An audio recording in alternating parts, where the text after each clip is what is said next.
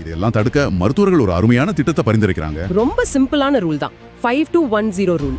தினமும் 5 அல்லது அதுக்கு மேற்பட்ட காய்கறிகள் பழங்களை அவங்க உணவுல சேர்க்கணும். 2 மணி நேரத்துக்கும் குறைவான ஸ்கிரீன் டைம். 1 மணி நேர உடற்பயிற்சி அல்லது கண்டிப்பா விளையாடணும்.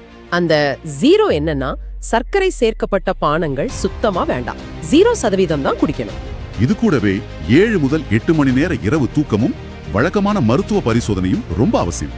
சுருக்கமா சொல்லணும்னா உங்க குழந்தையோட ஆரோக்கியம் முழுமையா உங்க கைகள்ல தான் இருக்கு. உங்க அன்றாட பழக்க வழக்கங்கள்ல தான் அடங்கி இருக்கு. நிறைவா நீங்க சுயமாக சிந்திச்சு பார்க்க ஒரு கேள்வியை நாங்க முன்வைக்கிறோம்.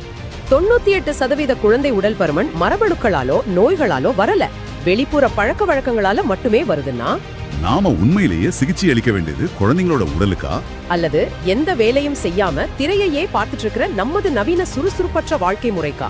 நன்றி, மீண்டும் சந்திப்போம்.